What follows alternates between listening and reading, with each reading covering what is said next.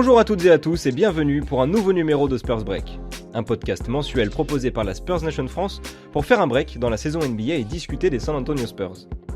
Avec nous aujourd'hui, Clément. Il a perdu son pari de 50% de victoire lors du Rodeo Road Trip de cette saison. Il recherche activement un maillot de Ray Allen du Heat pour l'enfiler à l'AT&T Center en mars prochain. Salut Clément. Salut, super intro, merci. Ah oui.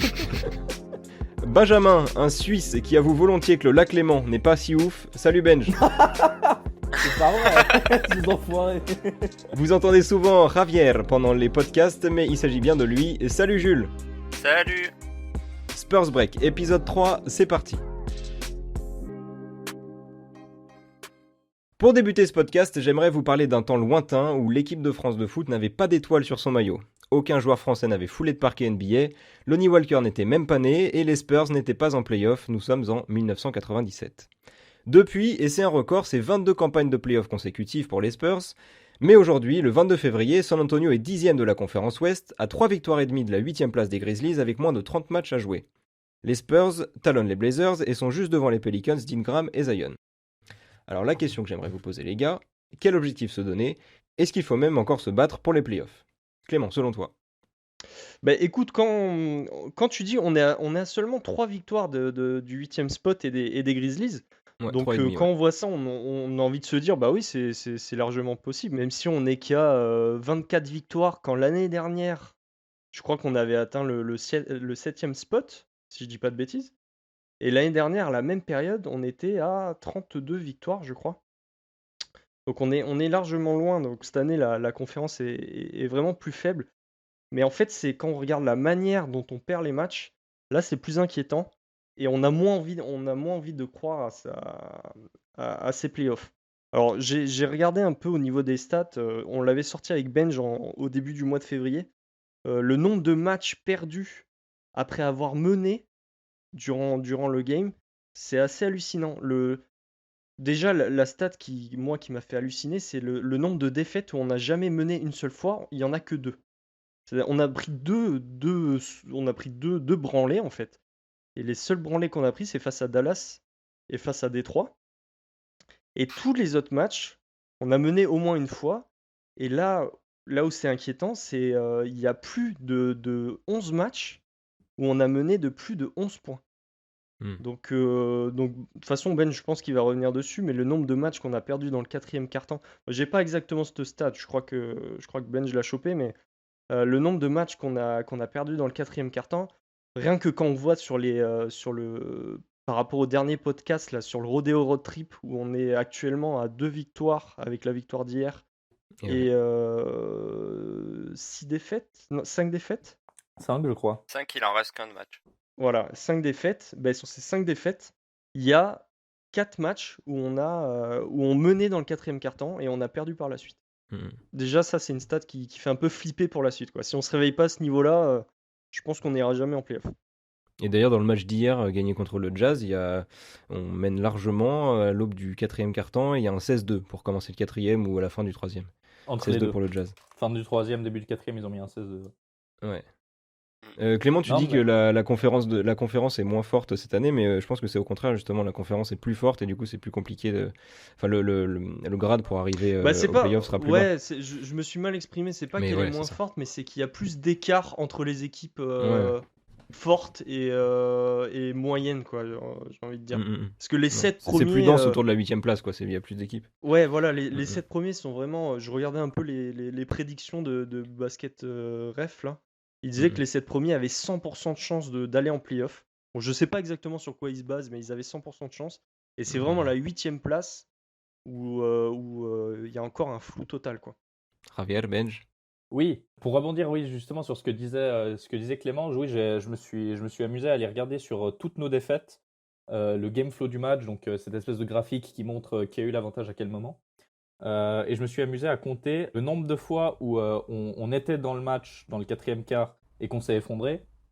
C'est quelque chose qui est surtout arrivé en 2020, assez peu sur les mois de novembre-décembre, mais c'est arrivé 10 fois cette saison, dont 6 contre des équipes qui ont plus de 50% de victoire, et 4 contre des équipes qui ont moins de 50% de victoire. Et c'est assez incroyable parce que on peut autant aller taper les Clippers que perdre contre Cleveland ou Atlanta. Et on perd 2 fois contre Atlanta dans ce schéma où justement on perd le match dans le 4e quart parce qu'on fait n'importe quoi. Et du coup, je me suis rendu compte d'un truc. Bon, après, c'est une impression de fan, mais c'est quand même terrible. C'est-à-dire que le match contre le Jazz, quand j'ai regardé cette nuit, jusqu'au début du 4e quart, j'avais aucun intérêt à regarder le match. Je me disais, à quoi bon? Parce que de toute façon, dans le 4e quart, tout est remis en jeu. C'est un peu comme la nouvelle règle du All-Star Game, là, où il y a un peu tout qui est remis en jeu dans le dernier quart. Là, c'est exactement ça. Et puis, ça s'est montré contre Utah. On avait 18 points, je crois, à la fin du 3e quart. On commence le 4e, isolation Demar, isolation Aldridge, airball Aldridge, isolation Demar, isolation Aldridge, isolation Demar. 2 lancers de Derrick White qui sortent un peu de nulle part en fin de possession parce qu'il avait rien d'autre à faire. Mais ça marche. Mais ensuite, iso Demar, iso Aldridge. Et ils sont descendus à 10 points comme ça. On a eu de la chance parce qu'ils n'ont pas eu beaucoup de réussite au shoot contrairement à nous. Mais ce match, on aurait très bien pu le perdre s'ils étaient un peu dans une meilleure forme. Mais du coup, est-ce qu'il faut se battre pour les playoffs? Est-ce qu'on y croit encore? Et est-ce que, bien sûr qu'il faut se battre, mais est-ce qu'on y croit vraiment? Il faut aussi voir la concurrence. Il y a les Grizzlies qui vont avoir un calendrier assez terrible dans les prochaines semaines. Leur prochain match, c'est les Clippers et les Rockets. Et en mars, ils vont au Jazz. Ils jouent à San Antonio pour un match qui sera capital. Et après, c'est le Thunder, les Bucks, les Pelicans par 2 fois, les Celtics, les Raptors 2 fois. Donc, il faut voir aussi que les Grizzlies ont un calendrier bien compliqué devant nous. Et puis derrière, il y a Mais je crois que Portland les Pelicans et les et Blazers. New Orleans a un boulevard devant lui, je crois. Si je me trompe pas, ils doivent avoir Mais ils sont un peu derrière, le mais- 28e. Oui, mais Mhm. on connaît, hein. Ouais, bien sûr. On connaît Ouais. ce genre d'histoire. Et Portland, qui est en train aussi d'aller, qui est en embuscade au 9e spot. Ouais. Et que pour moi, ça fait des semaines que je dis que c'est Portland qui ira en playoff. Donc je sais même pas. Pareil, ouais. Vu qu'on est. Après, le match là contre Utah, ça va un peu. Après la pause du All-Star, ça va un peu peut-être remettre les têtes en place. Mais on a tellement dit ça au fil de la saison que moi, j'ai même plus envie d'y croire. Je me suis dit, ramenez Keldon Johnson, faites-le jouer, comment on s'amuse un peu, quoi. Et puis qu'on fasse quelque chose d'utile pour l'avenir parce que c'est du dépit là. On en est au niveau du dépit. Ouais. Alors qu'on n'est pas Je suis si loin, Jules, t'en complètement penses d'accord, quoi?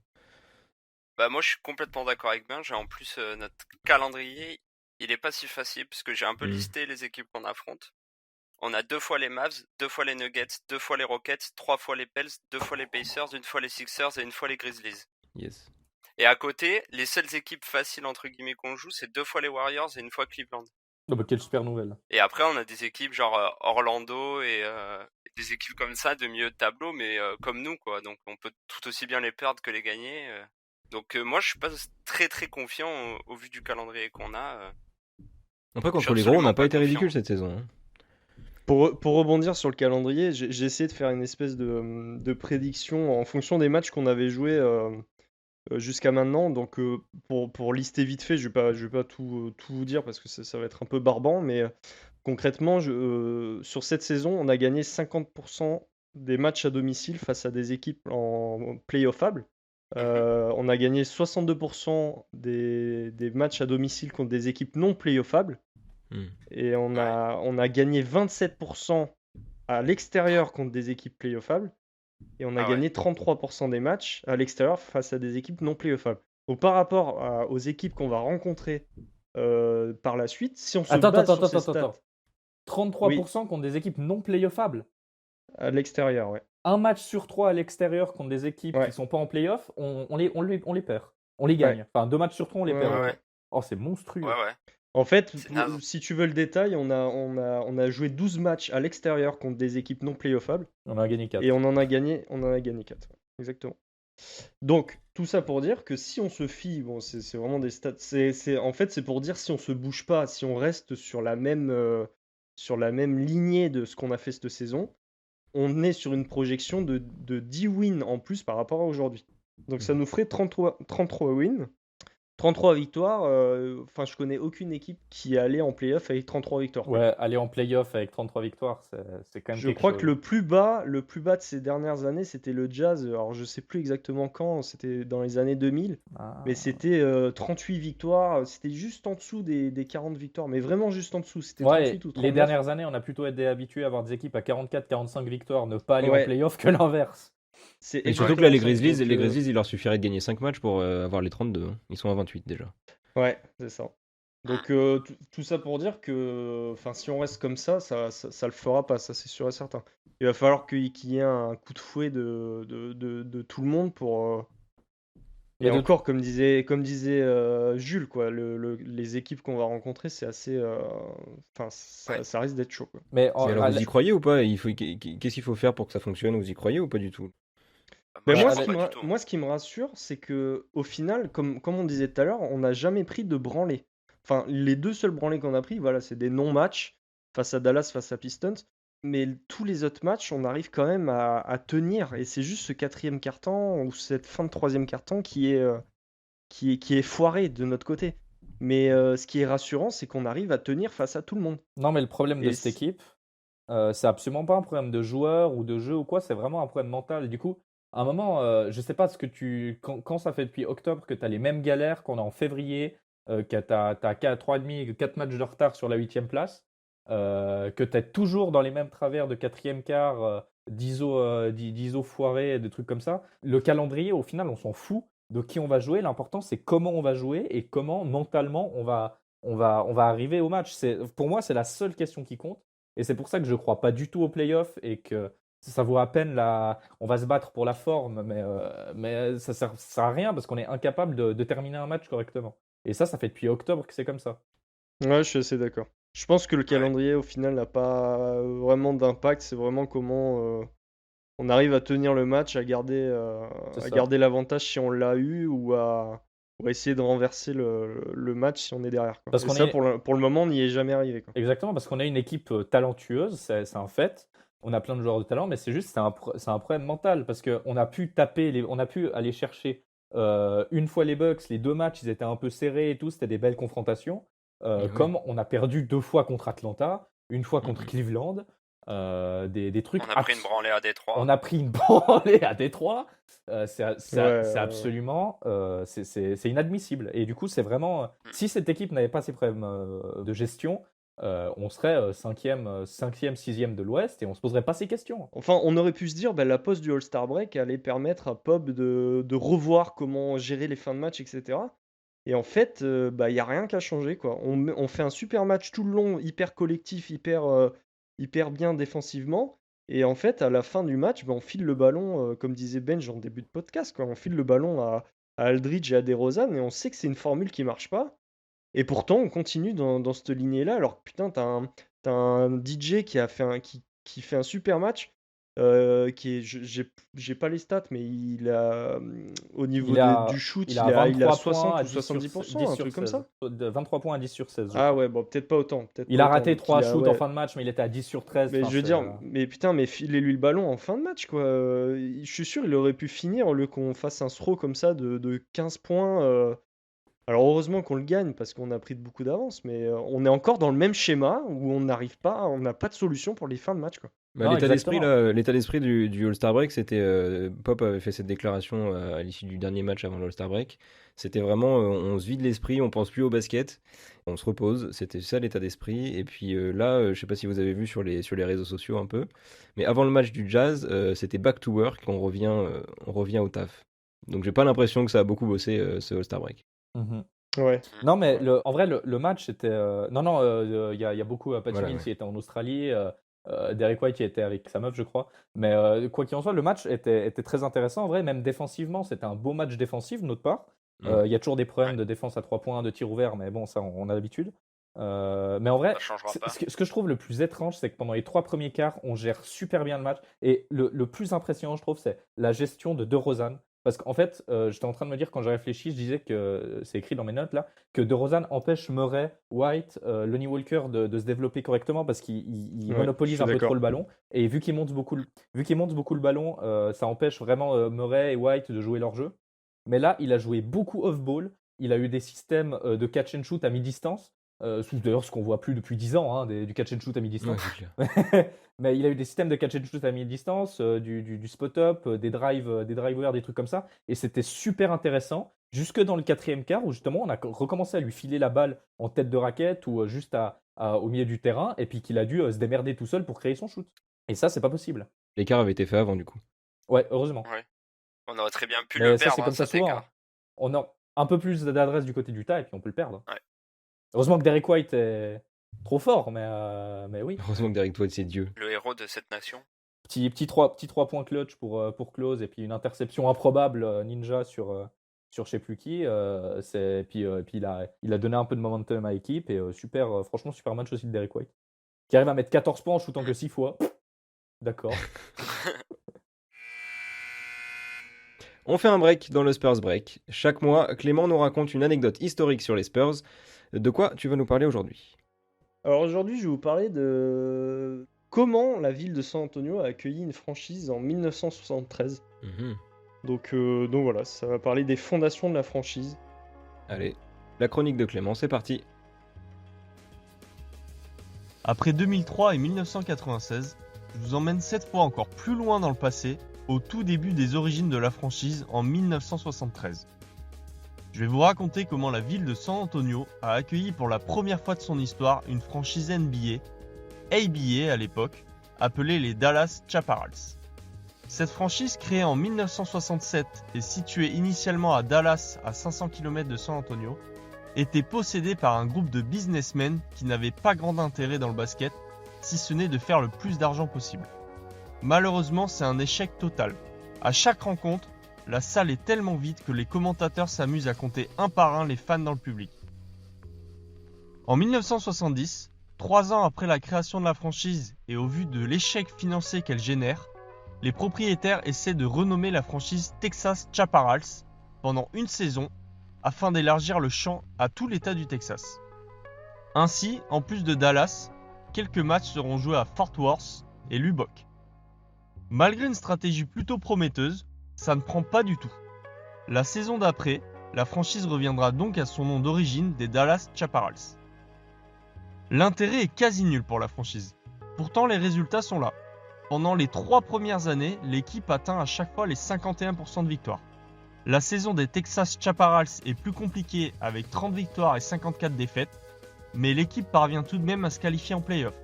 5 ans d'affilée, l'équipe ira en play-off à chaque fois jusqu'en demi-finale de division. La 6e saison de la franchise, 1972-1973, l'équipe affiche un bilan de 28 victoires pour 56 défaites et ne se qualifie pas en play-off. C'est à partir de ce moment-là que les propriétaires vont céder et mettre en vente la franchise. Pour la petite anecdote, pour le dernier game, il y aura exactement 130 personnes dans le public. C'est pour dire à quel point la vente était imminente. Les propriétaires trouvent un acheteur dans le New Jersey, mais le problème de relocalisation à l'Est et les quelques rumeurs de liens étroits avec la mafia vont pousser Max Storen, commissionnaire de l'ABA à l'époque, à refuser la vente. Ainsi, Terry Strembridge, l'assistant GM des Chaparrals, commence à penser à un certain Red McCombs, propriétaire d'une équipe de baseball de Corpus Christi, une ville du Texas très proche de San Antonio. Ce McCombs était persuadé à raison qu'héberger une franchise sportive d'une ligue majeure permettrait à la ville de San Antonio de se développer, de devenir une véritable ville active et pourquoi pas attirer des entreprises du Fortune 500, qui est un classement regroupant les 500 entreprises avec le plus gros chiffre d'affaires. Red McCombs a donc tout de suite été intéressé par l'offre. Au total, c'est 36 investisseurs de San Antonio qui se rassemblent et négocient une formule de prêt à $800 000. Le but étant que les investisseurs de San Antonio gèrent l'équipe pendant 3 ans avec une option d'achat. Si ça ne fonctionne pas au bout de 3 ans, l'équipe repart à Dallas. Pour le rôle de General Manager, Drossos a embauché l'ancien directeur général des Virginia Squires, Jack Ankerson. McCombs et Drossos veulent une nouvelle identité pour l'équipe, incluant un nouveau nom et de nouvelles couleurs. Dans un premier temps, l'équipe s'appellera les San Antonio Gunslingers. Finalement, ce sera le nom de Spurs qui sera retenu. Pour les couleurs, Ankerson, grand fan des Oakland Raiders en NFL, suggère l'argent et le noir. Tout le monde validera. Le 10 octobre 1973, les Spurs jouent leur premier match dans leur nouvelle ville contre les Conquistadores de San Diego, entraînés par Wilt Chamberlain. Il y aura 6000 personnes dans le public de l'Hémisphère Arena. D'ailleurs, en seulement 18 games, il y aura plus de fans à San Antonio que pour toutes les games à domicile de la saison précédente à Dallas. Dès son origine, la franchise se forgera une belle réputation défensive en maintenant durant la première saison les adversaires à moins de 100 points sur 49 rencontres. Un record ABA qui tient toujours aujourd'hui. Le succès à San Antonio est quasi instantané, à tel point que les investisseurs achètent la franchise dès la première saison, sans même attendre les 3 ans de prêt établis au départ. Le premier trade de l'histoire des Spurs se fait autour de Swen Nectar, joueur des Virginia Squires, pour 300 000 $ et un pick de draft. Ce dernier tournera en 14,5 points et 13,6 rebonds par match pour la première saison. Il participera au All-Star Game de 1974 et sera élu ABA Rookie of the Year. En milieu de saison, les Squires ont encore besoin d'argent pour gérer la franchise. Angelo Drossos saute alors sur l'occasion et propose un deal assez cocasse à la direction. Les Spurs acceptent de prêter 225 000 $ en échange de George Gervin. Si la franchise de Virginie ne parvient pas à rembourser le prêt à temps, l'Iceman sera la propriété des Spurs.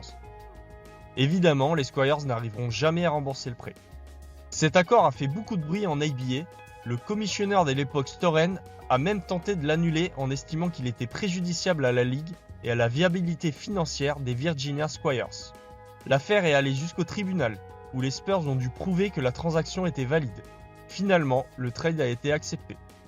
Suite au départ de Gervin, les Virginia Squires feront les 2 pires saisons de l'histoire de l'ABA, avec 17,3% de victoires.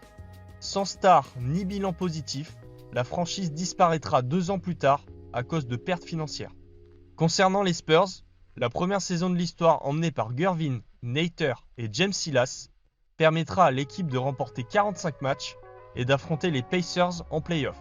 San Antonio perdra la série, mais plus de 12 000 personnes étaient présentes pour les matchs à domicile. Au final, une très belle affaire négociée par les 2 premiers piliers de la franchise, Angelo Drossos et Red McCombs. Merci Clément, on va maintenant passer aux questions Twitter, à commencer par celle de Vakos, qui nous demande « Vous voyez qui comme futur leader de la franchise dans les années à venir? Lonnie Walker, Murray, White, ou on n'a encore aucun jeune qui peut avoir ce potentiel ?»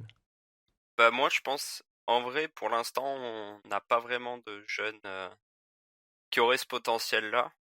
Éventuellement un Lonnie Walker qui pourrait être le scoreur de l'équipe, leader un peu de ce côté-là. Ou Samanic qui a un côté très intriguant qu'on sait pas encore où ça va. Mais sinon dans les jeunes qu'on a actuellement, je vois pas vraiment de leader franchise player d'équipe Et quoi. pour que Jules dise du bien de Samanic, c'est vraiment la dèche. Hein. Ouais, je suis assez d'accord. Je suis assez d'accord avec Jules. J'ai juste envie de croire. Alors c'est peut-être la culture de l'instant, hein, mais j'ai juste envie de croire à Dejounte. Ouais. Parce que jusqu'à maintenant, on avait un peu peur et en voyant ce qu'il fait et surtout ce qu'il a fait en l'absence de DeRozan, je vois beaucoup de potentiel et en fait le potentiel qu'on voyait avant sa blessure.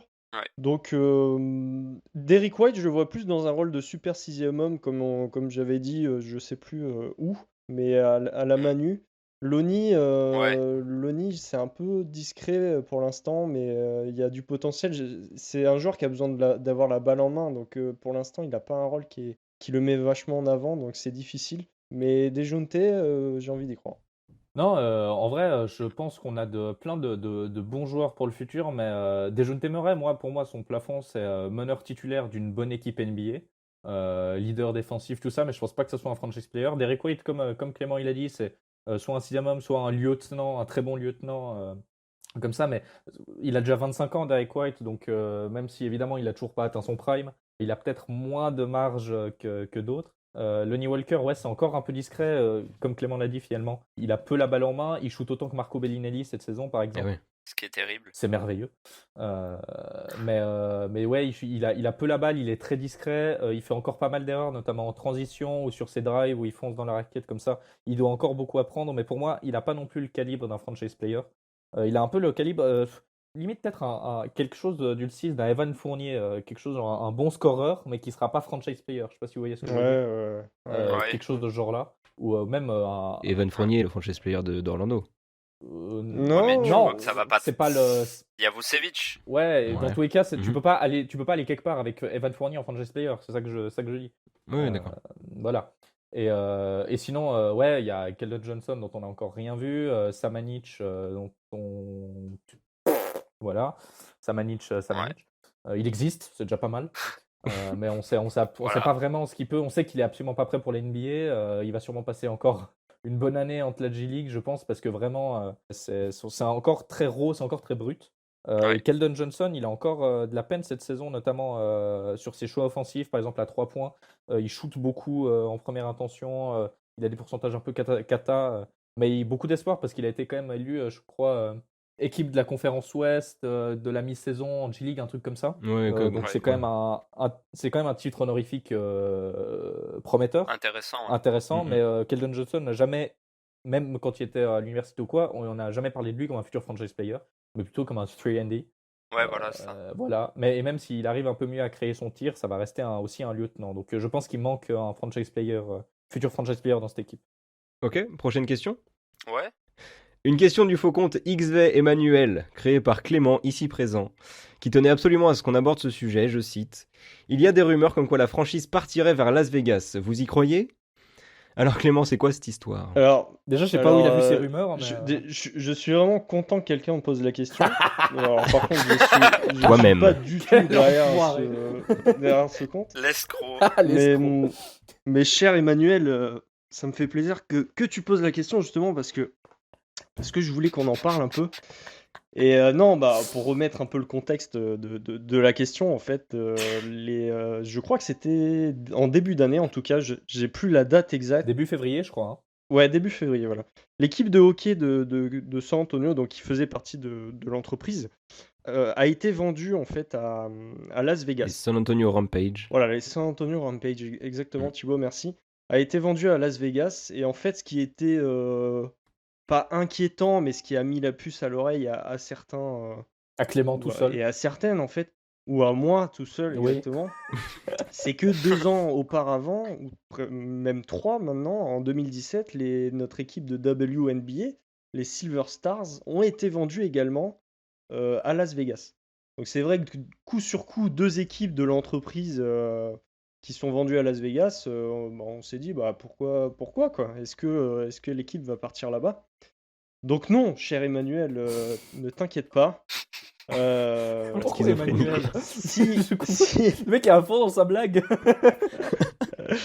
si l'équipe a vendu cette équipe de hockey, c'est parce que ça ne marchait pas et que l'entreprise va pouvoir se faire des sous autrement. Donc, puisque ça libère de la place et des dates, on va pouvoir accueillir des concerts et des représentations dans ce cher AT&T Center. Mhm. Et on a vu des stats récemment que Benj a partagé sur Twitter d'ailleurs, que les Spurs que la franchise pèse 1,8 milliard de dollars. Donc c'est une progression C'est de la 11%. 14e franchise NBA. Exactement, pour parler. 14e franchise NBA. Ouais, c'est pas Donc mal. une progression de 11% par rapport à l'année dernière. Mhm. Donc tout va bien. Et même en termes de remplissage de salles, je crois qu'on est la 8e salle la plus remplie de Ouais, NBA, on est dans le top 10 en tout cas. avec 100,1%. Voilà. Ouais. En tout cas, pas de risque de notre côté. Voilà, cher XV. Alright. On termine avec une question qui nous a été posée par Samuel. Comment on vire Forbes et plus sérieusement, quelle est la deadline pour Déjeuner Téméraire? Alors, je me permets juste de commencer par sa première question. Ouais, vas-y. Parce qu'il a dit plus sérieusement, mais en fait, je sais qu'il le pense vraiment. En fait, je pense pas que ça va peut-être être unpopulaire ce que je vais dire, hein, mais je pense pas que se débarrasser de Forbes, ça soit une bonne idée. C'est juste qu'il n'est pas dans le bon rôle. Il doit pas être arrière titulaire d'une équipe NBA. Mais je pense que si on arrive à le re-signer pas trop cher, parce qu'il n'a pas fait une bonne saison, je sais pas si vraiment beaucoup d'équipes seront intéressées.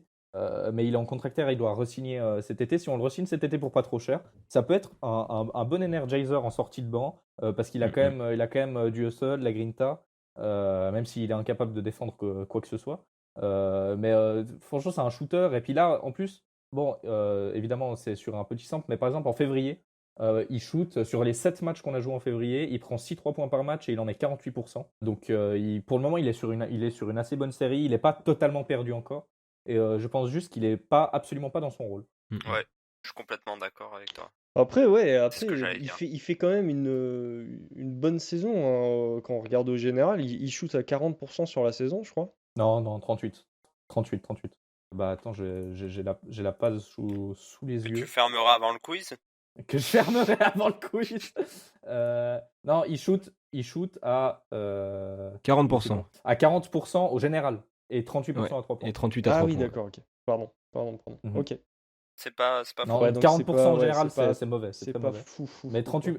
Mais En fait, 38 à 3 points, 38 ça à va, 3 hein. Enfin, points, il c'est. prend que des shoots extérieurs, il va pas Ouais, beaucoup au panier aussi, ça explique ça. Ouais, voilà. ouais, Comme puis dit il est de moins en Tibbs, moins bon quand il va c'est- au panier. les stats sont pas folles au final. Hein. Mais 38% à 3 points, en vrai, c'est honnête. C'est juste qu'il sortait d'une saison Ouais, à on 41%, je avait crois. un Davis Bertans à 42%, quoi. Ouais, mais en Ça, je fait, dis rien. on en attendait trop. Et le fait qu'il puisse pas défendre, ça accentue. Parce que j'ai l'impression que c'est pire que la saison dernière en défense. Hein. Ouais, c'est Je terrible. sais pas, il C'est a terrible. régressé, je sais pas comment, mais il s'est fait crosser par Joe Ingles 2 fois. Et pourtant, Oui, c'est vrai. c'est Deux un fois. des plus Il a des gros skills, Joe Ingles, bosseurs, Deux c'est un fois. des plus gros bosseurs de l'équipe, quoi. Ouais. C'est ça qui est triste. Ouais. Il se ferait crosser par Rudy Gobert. Donc, Et après, je crois que la deuxième partie de la question, c'était sur Dejounte. mais Ouais, parlons de on va en Dejounte Murray. parler, ouais. Donc sa question c'était quelle est la deadline pour Dejounte Murray? Je pense qu'il veut dire en fait jusqu'où va-t-on être patient avec lui quoi? Quelle est la Ouais, patience c'est avec quoi? lui? C'est quand qu'on dit stop, quoi. bah, la fin de son contrat. En fait, je pense que. Ouais, Je il comprends- vient de re-signer Je son comprends contrat. pas la question. Il vient de re-signer son contrat. Attends, tu vas comprendre. Il vient de re-signer son contrat, donc de toute façon, en fait, le problème c'est qu'il est payé 16 millions. Et s'il s'avère qu'il évolue pas, ça va vite devenir un contrat poison. Mais faut vraiment un coup du sort pour qu'il évolue pas, ou une grosse blessure, machin, parce qu'il a montré quand même de belles choses. Mais en tout cas, quoi qu'il arrive, avant 2 ans, le trade n'est même pas discutable, je pense. Même s'il fait des saisons décevantes sur des saisons décevantes, je pense, dans 2 ans, donc 2 ans, il aura quoi? Il aura 25 ans, un truc comme ça. Le trade ne sera même pas discutable. Ouais, je pense Après avoir assez signé clair. Hein. 64 millions sur 4 ans, le staff, le front office ne veut absolument pas s'en débarrasser après 1 an et demi ou 2 ans décevants. Et je pense qu'avant 2 ans, ils vont même pas y réfléchir en se disant il est encore jeune, il peut encore évoluer, machin. Et je pense, quoi qu'il en soit, que à moins qu'on récupère un mastodonte genre Giannis ou comme ça en s'en débarrassant, Dejounte va finir son contrat chez les Spurs. En fait, je pense que la question c'est on attend beaucoup Dejounte Murray, on le présentait comme le remplaçant de Tony Parker, comme le futur de la franchise. Et donc la question c'est jusqu'à quand va-t-on être patient, jusqu'à quand on va attendre de lui qu'il atteigne son meilleur niveau. Voilà, c'est surtout ça la question. Bon, on l'a beaucoup défendu cette saison parce qu'il sort de blessure quand même. On l'a quand même défendu pendant Mais- des mois. Hein.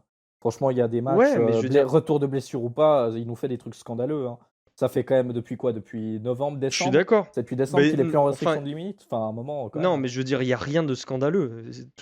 Rien n'est scandaleux dans ce qu'il fait.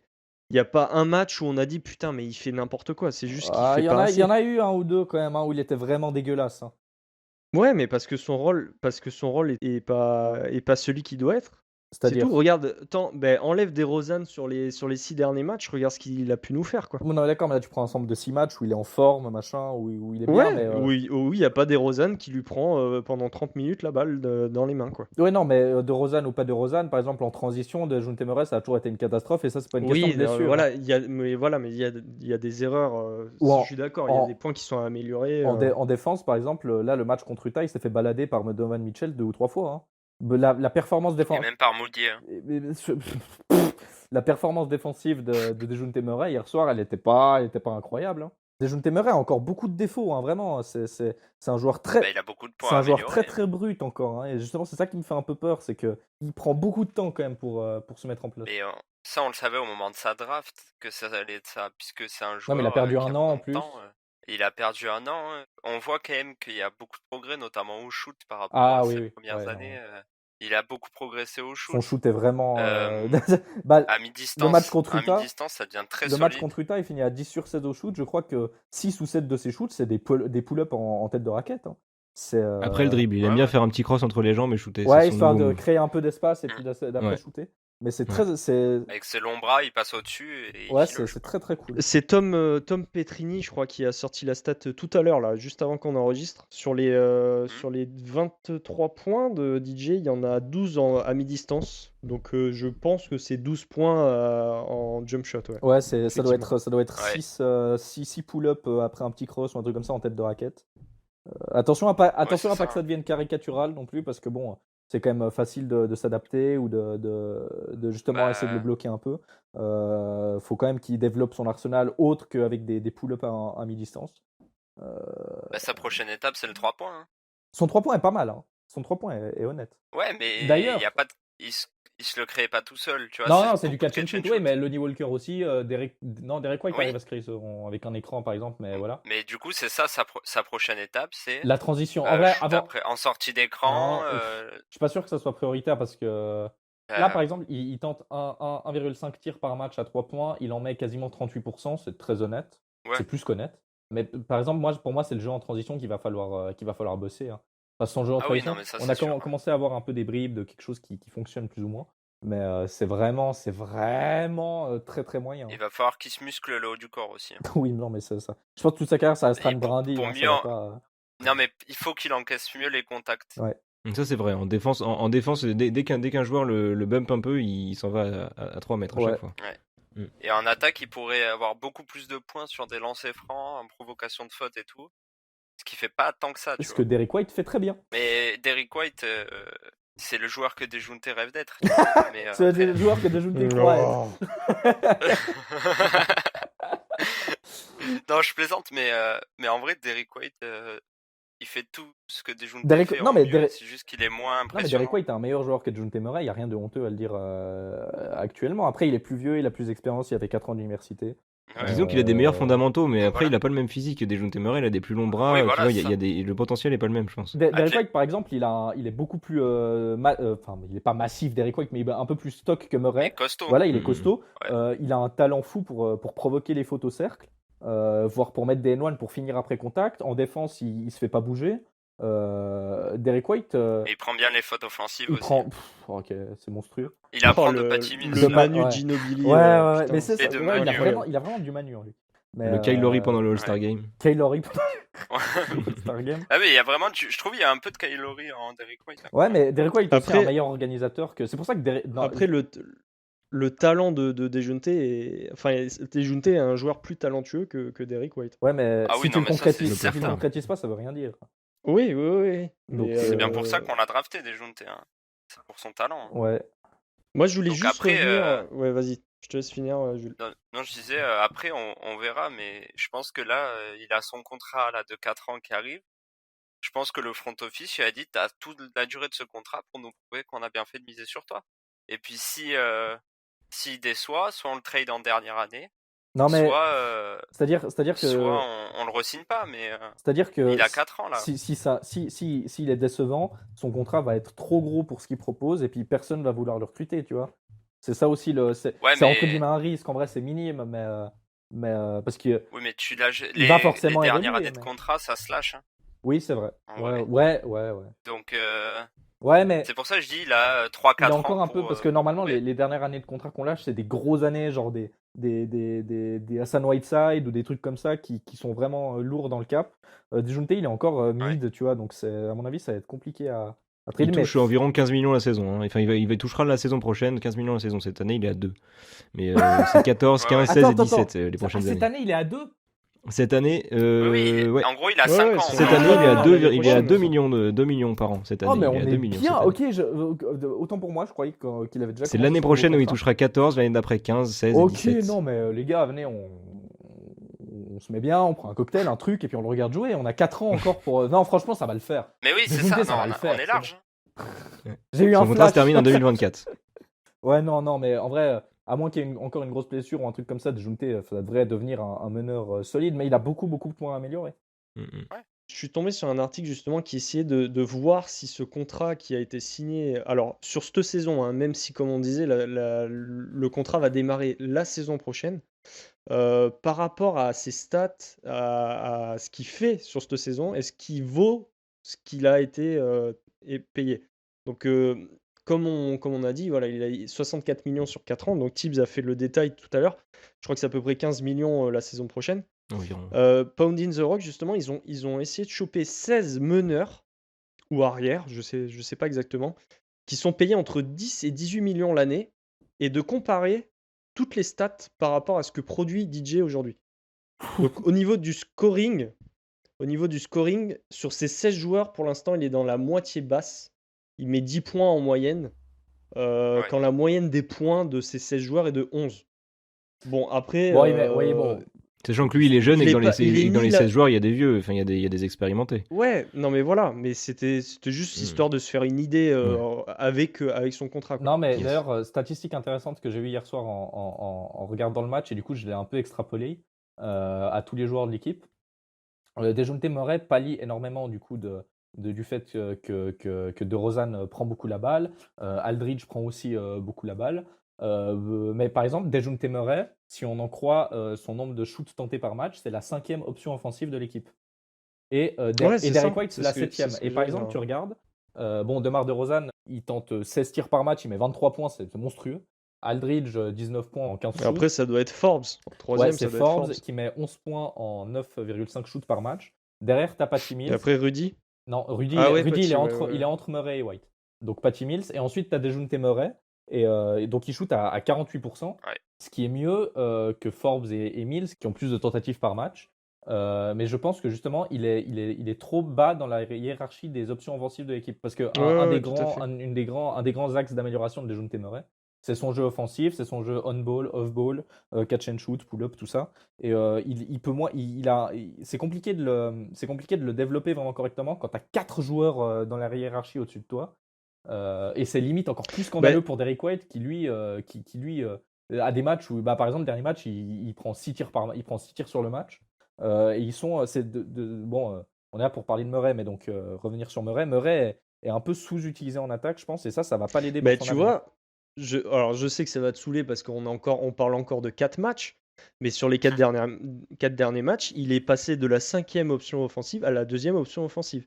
Parce que DeRozan n'est pas là, t'as Aldridge qui était en première option, et t'as de suite DJ qui a pris les rênes de l'équipe en étant la 2e option. Oui, mais c'est sur 4 matchs. Il est pas. C'est vraiment Ouais, sur 4. mais oui, mais d'accord. Faut regarder parce que Mais d'accord, mais sur ces 4 matchs, combien il met de points? Il en met 18,7 points de Ouais, moyenne. Non, mais Ça, d'accord, c'est mais il est normal. sur une bonne série de 4 matchs, mais ça a aucune valeur, tu vois. S'il prend Non, mais zé- t'as au si- moins une idée, si- t'as au moins une idée de ce que ça peut être, quoi. S'il prend 0,4 shoots de plus que Bryn Forbes et Patty Mills sur ces 4 matchs, bah super, le sample est trop faible. Mais je vois ce que tu veux dire. Effectivement, sans DeRozan, il a beaucoup plus la balle, machin. Ça s'est aussi confirmé contre Utah où Eh oui. DeRozan a beaucoup moins touché la Ouais, balle. c'est sûr.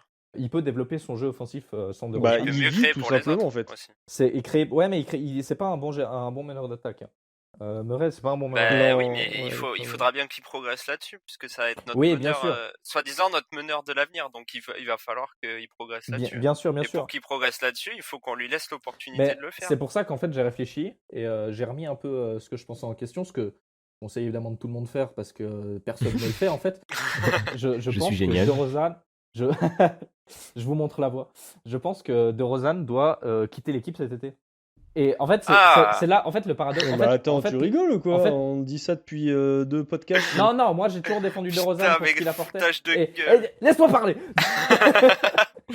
En fait, C'est honteux. DeRozan est un super joueur, vraiment, ça pourrait être un super mentor pour les jeunes, machin, tout ça. Notamment, par exemple, pour un Lonnie Walker qui peut apprendre beaucoup de DeRozan, et on a vu déjà son influence sur lui. Mais DeRozan vole trop le ballon à nos meneurs, qui sont quand même aussi nos principales. Keldon Johnson aussi. Par exemple, on a vu Lonnie Walker aime bien remonter la balle, Keldon Johnson aime bien remonter la balle aussi. On l'a vu en G-League, il remonte pas mal la balle, je crois, si je me trompe pas. Faudra me corriger si je dis de la merde, hein, mais Keldon Johnson, je crois qu'il remonte un peu la balle. Donc Derrick White, Dejounte Murray, évidemment, c'est des meneurs. Mais vu qu'il remonte beaucoup la balle, il bloque un peu les joueurs. Et le paradoxe, c'est que je pense qu'on doit garder Aldridge et virer DeRozan. Même si Aldridge fait une mauvaise saison, je pense qu'on a toujours besoin d'un pilier vétéran pour entre guillemets mener l'attaque, enfin pour un peu mener cette équipe comme Aldridge l'a fait pendant les 2 ans où il a été seul à la barre. Je crois que c'était pas 2 ans, c'était l'année où il a été seul à la barre, pardon. Et la première ouais, année c'était de un an, DeRozan. ouais. Et la première année de DeRozan où il était aussi leader. Et je pense qu'il faut garder Aldridge et puis foutre des jeunes autour de lui pour qu'il progresse et pour qu'il soit impliqué et donner moins de responsabilités à Rudy Gay qui est nul. Ah putain, c'est Oui. horrible Rudiger. Et puis foutre Lonnie Walker parce que Oui. Lonnie Walker par exemple, donc j'ai dit il prend autant de shoots que Marco Bellinelli. Il en prend 5 par match en moyenne et ça fait un tout petit sample sur les matchs et il a besoin aussi d'avoir plus la balle pour jouer. Donc malheureusement j'adore DeRozan vraiment et je respecte vraiment beaucoup ce que c'est comme joueur, comme humain, comme tout. Il a tout donné pour cette franchise sur ces 2 ans.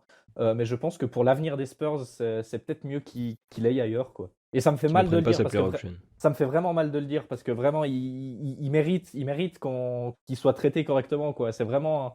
Je vais pleurer. C'est vraiment, ça me fait vraiment mal, mais je pense que, ouais, pour les jeunes, je pense que c'est le mieux, quoi. Bon, on en revient à ce que je disais au dernier podcast et que tu me Ouais. contredisais. Est-ce que j'aurais voulu dire si j'avais été là? Non, mais sincèrement, Mais garder moi, je suis DeRozan, complètement je suis garde- complètement d'accord avec ce que garder tu dis. garder Complètement. DeRozan, c'est pas totalement inintéressant non plus, comme j'ai dit, pour faire jouer le rôle de Non, je suis mentor. d'accord. être Non, un là, peu- là, je suis plus d'accord avec Arrête, toi. toi, tu es de mauvaise foi.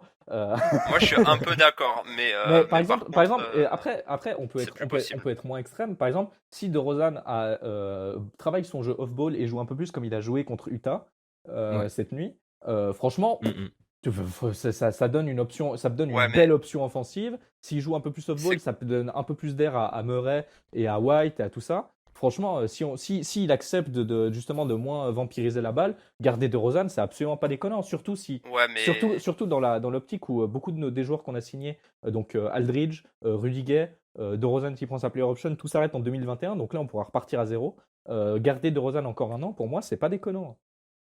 non, mais d'accord, mais DeRozan, il va pas changer à 30 ans. DeRozan a changé Je à veux dire, 28 ans, excuse-moi, 29. Il pardon. a joué toute sa vie avec la balle en main. Tu Ouais, vas pas le faire jouer off-ball d'un coup. C'est passé d'un scoreur, pas possible. c'est passé d'un scoreur presque unilatéral entre guillemets, un scoreur pur, Ah à non. un playmaker, Je à un suis mec pas qui arrive d'accord. à créer Ouais. pour l'équipe. Donc franchement, DeRozan est un joueur intelligent. Il n'y a pas de raison qu'il puisse pas changer. Mais je suis pas d'accord. Ces dernières saisons à Toronto, il jouait déjà, il créait déjà pour les autres. Il créait beaucoup je veux moins. dire, Quand il est arrivé Mais à San il Antonio, était pas dans le même système. quand c'est il est normal. arrivé à San Antonio, il s'est presque métamorphosé à un moment. Il faut aussi voir les choses. Il a énormément Non, mais changé, d'accord. DeRozan. Mais il avait toujours la balle en main. Super, mais C'est d'accord, pas mais c'est pas un joueur de off-ball. mais ça peut, C'est tout. mais ça peut l'être, tu vois. Pour le moment, il est Mais- pas, il est Ouais, pas je suis impactant pas- au ball. je suis Par pas exemple, d'accord. s'il continue à, C'est trop tard. par exemple, non mais c'est jamais trop tard. À un moment, faut arrêter Mais avec ces conneries. arrête. C'est une question d'ego, c'est pas une question de capacité, ok? DeRozan est un Non, joueur mais- intelligent.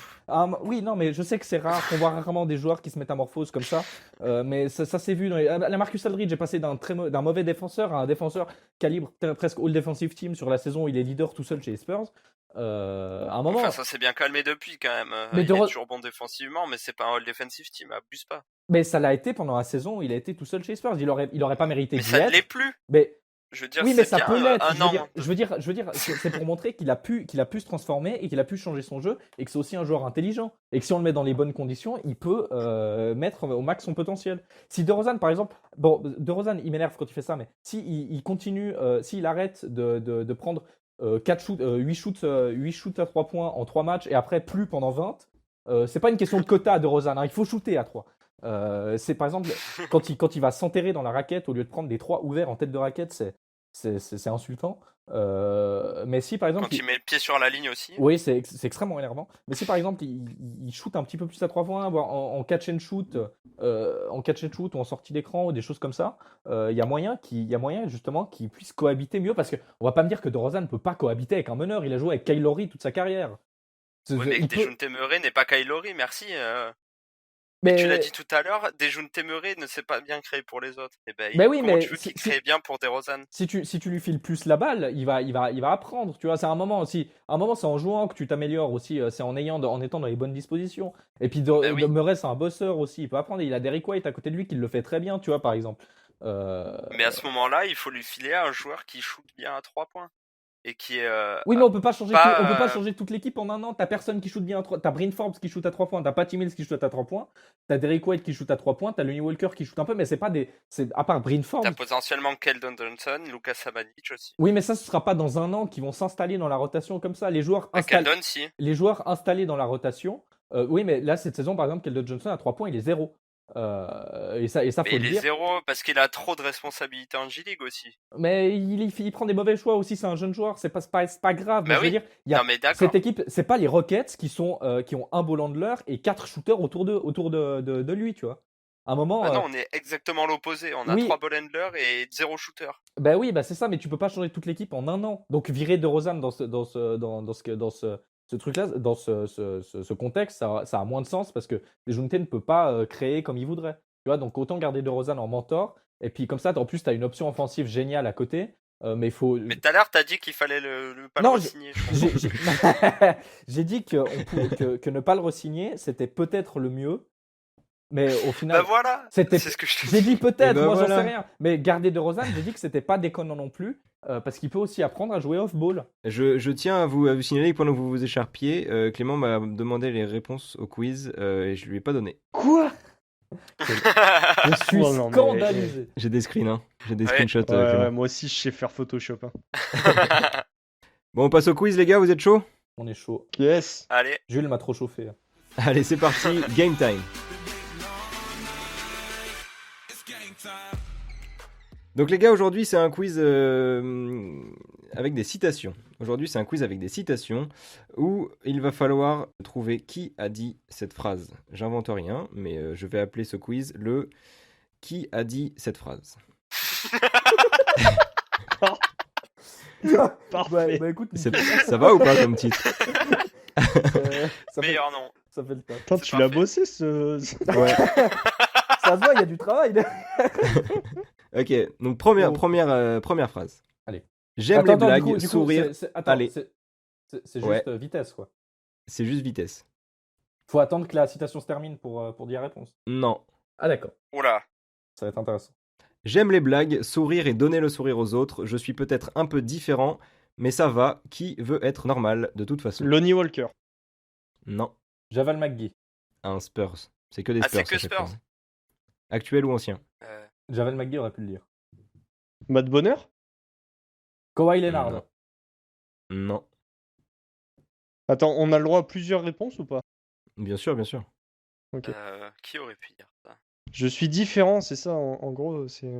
Dennis Rodman? Je suis peut-être un peu différent, mais ça va. Qui veut être normal de toute façon? C'est pas Dennis Rodman. Oh putain, le cliché quoi, il est différent donc c'est Dennis Rodman. Bah, je sais pas, il aime bien les blagues, Dennis Rodman. J'ai quelques doutes. Quoique. Quelques Quoique. doutes. Je pense Mais qu'il est attends, très mais qui sérieux aurait en dit fait, ça donc. C'est un joueur intérieur. Thiago Splitter. Ah, Un j'allais peu dire connu Thiago chez les Splitter. Spurs. Un peu Thiago connu. Splitter, j'aurais dit ça. Non. David Robinson. C'est un peu plus connu que Il est Thiago pas marrant, Splitter. David Robinson.